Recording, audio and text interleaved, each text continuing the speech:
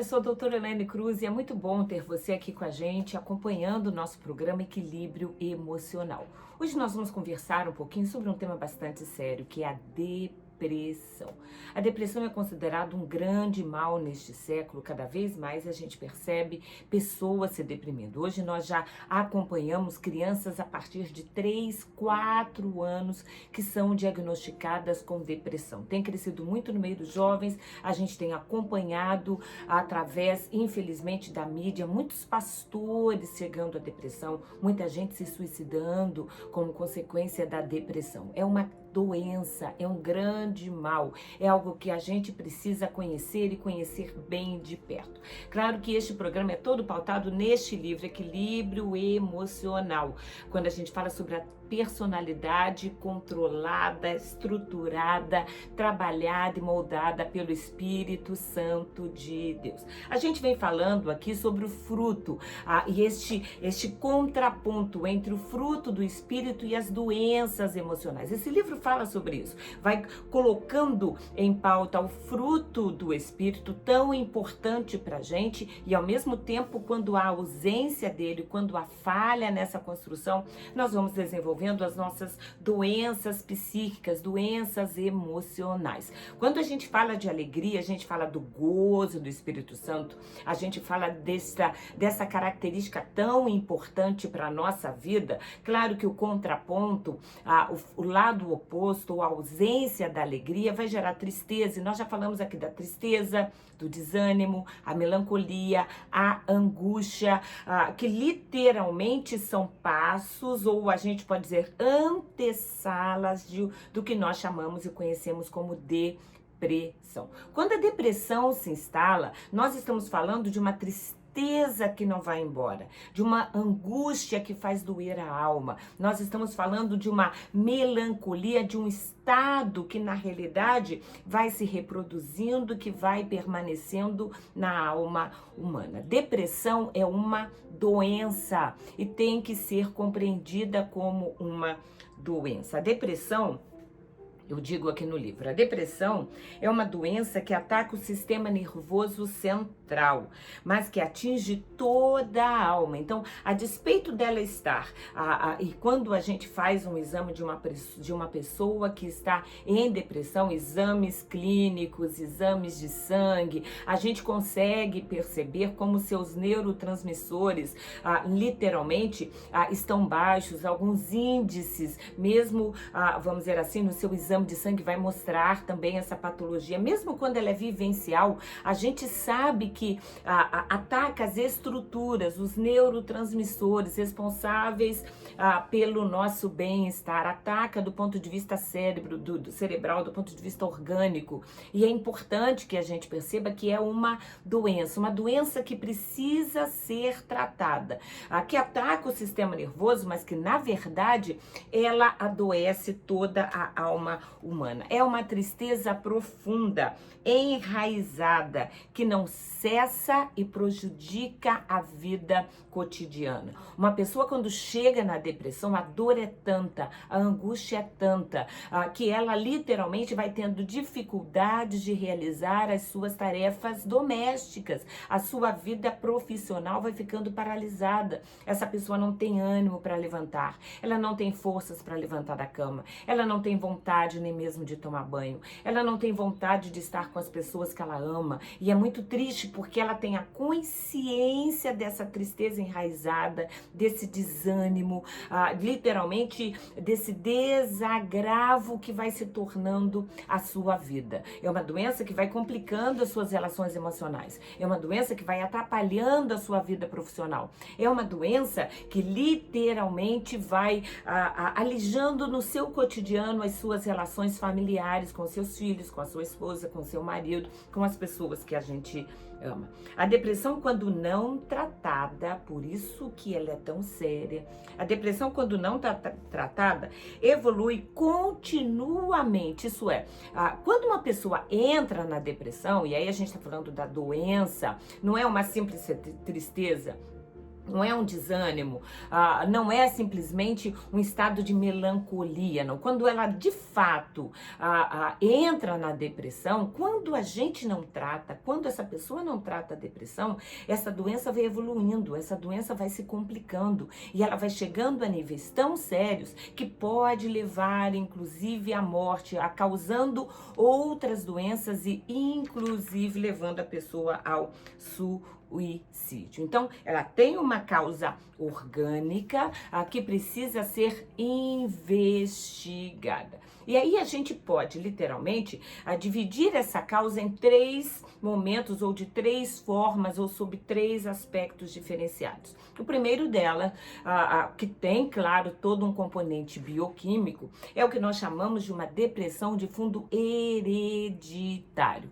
Há algumas famílias que não literalmente constroem ou desenvolvem uma boa produção de neurotransmissores, ou o que a gente chama uma produção de neurotransmissores que garanta uma vida emocional tranquila. Tem famílias que no seu quadro genealógico produz menos serotonina, que produz menos lítio, que produz menos dopamina, literalmente além de outras substâncias, e isto faz com que, do ponto de vista bioquímico, uma pessoa possa herdar dos seus pais, literalmente, esse componente ou essa possibilidade de desenvolver a depressão. Então, ela é muito séria, porque quando chega nesse nível, quando uma pessoa literalmente herda, e é muito fácil, porque você olha para o seu tataravô, para a sua avó, aí depois você vê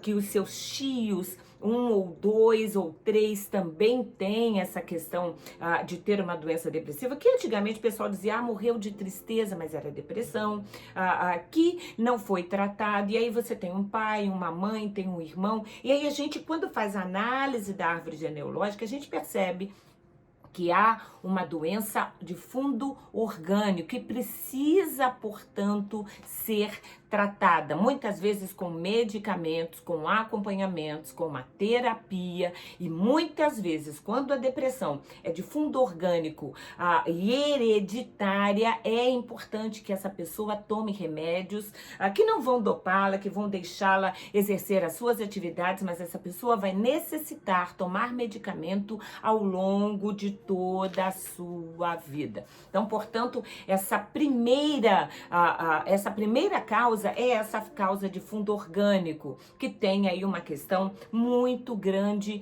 de herança hereditária. A segunda causa que nós colocamos aqui, ela pode acontecer em situações onde ocorre uma diminuição de compostos bioquímicos, mas que tenham a ver com uma questão vivencial. Então, há sim uma complicação bioquímica, há uma alteração na composição bioquímica dos neurotransmissores, mas que é provocada por uma questão vivencial. Por exemplo, a depressão pós-parto. A depressão pós-parto acontece em algumas mulheres que, quando têm filhos, geralmente do sexo masculino, por uma questão orgânica, por uma questão hormonal, elas têm uma baixa produção, por exemplo, de serotonina. Isso faz com que, por um período de tempo, elas vivenciem o chamado depressão pós-parto. É muito complicado porque a mãe tem essa consciência e espera tanto tempo uma criança, e quando a criança nasce, falta nela aquele ânimo, aquela vontade, aquele prazer de estar junto, de amamentar, de segurar a criança no colo. Muitas vezes o marido não entende, a família não compreende, mas é uma doença. Essa mãe precisa de um remédio, precisa de tratamento, às vezes uma terapia ajuda, mas rapidamente, quando bem acompanhada, ela vai sair desse quadro e aí vai voltar a ter uma vida normal na sua maternidade. Além da depressão pós-parto, um outro exemplo é a depressão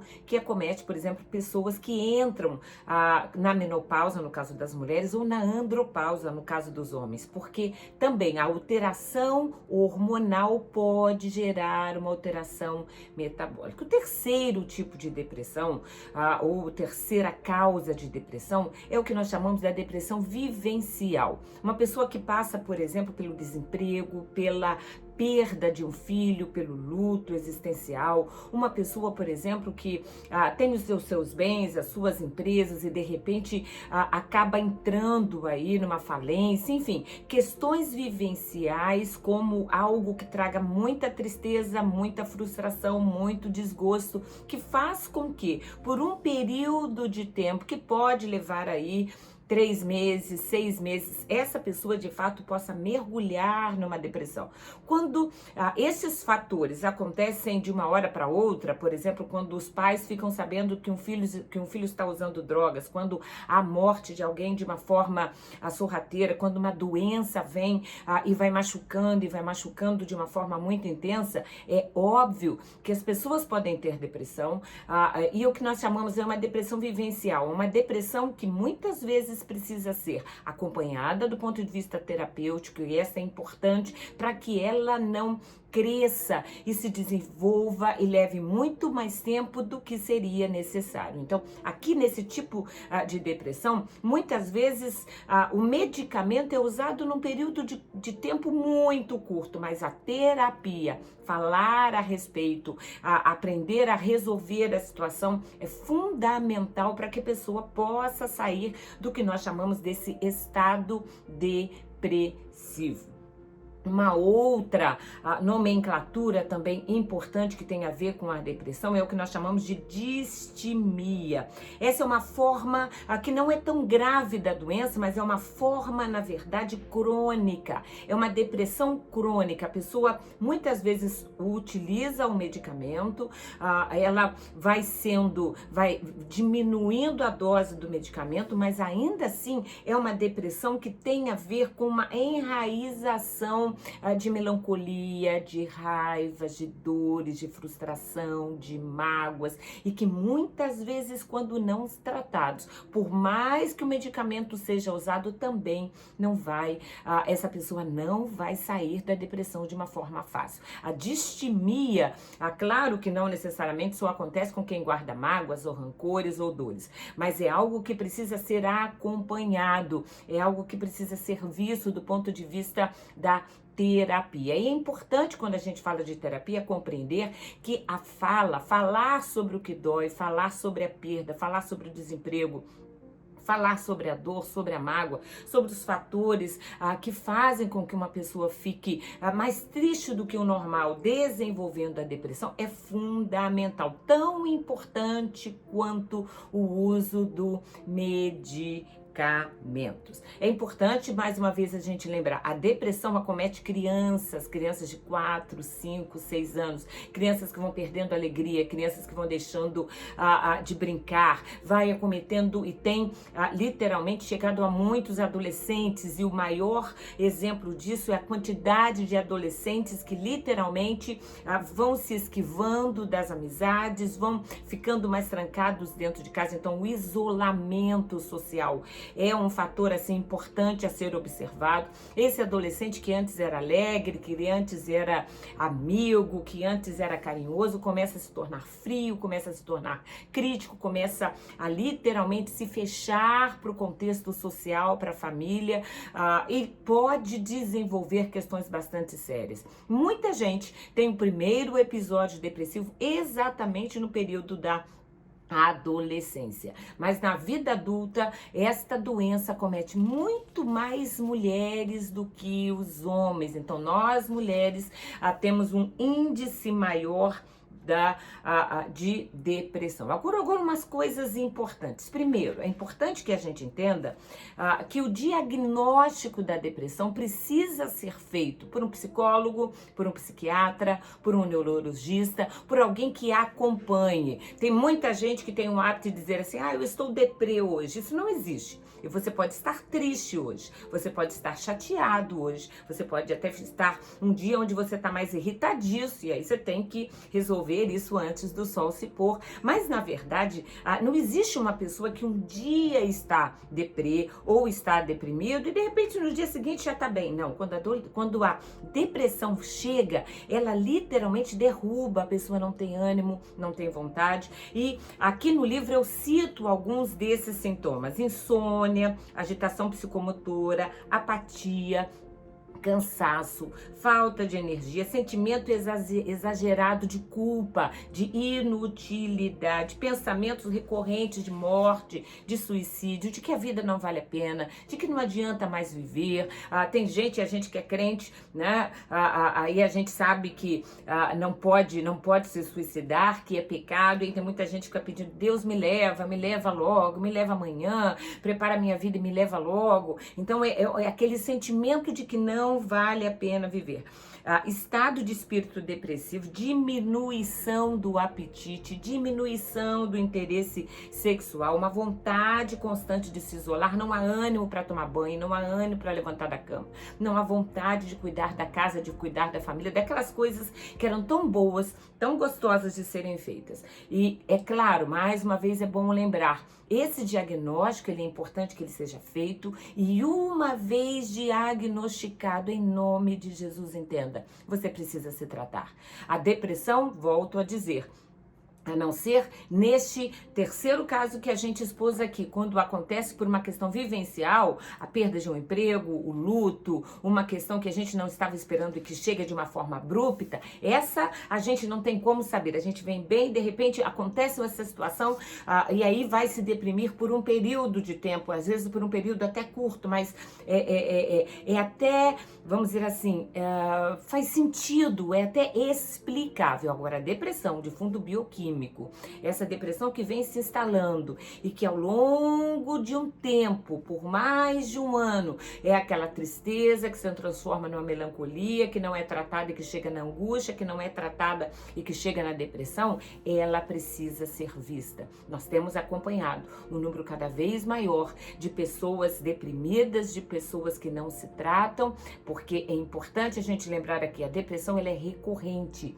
Então, quando ela acontece na primeira vez, em geral, quando uma pessoa já tem uma tendência na adolescência, quando a gente trata, a possibilidade pode até acontecer de nunca mais ter um evento. Mas a verdade é que, uma vez que você tenha, mais uma vez, por exemplo, um evento no início da vida adulta e não trate, cada vez esses eventos vão ficando mais próximos, a ponto de muita gente entrar em crise, tomar remédio, aí fica uns 2 anos tratando a depressão, sai dela e daqui a pouquinho volta de novo. Então, quanto melhor for o tratamento, quanto mais cuidado houver com o uso do medicamento, com a terapia, quanto mais bem acompanhado for o paciente, menor é a chance dele repetir um episódio de depressão. Então, em nome de Jesus, se você tem este diagnóstico, entenda, não é pecado, não é opressão, não se cura só com jejum e oração,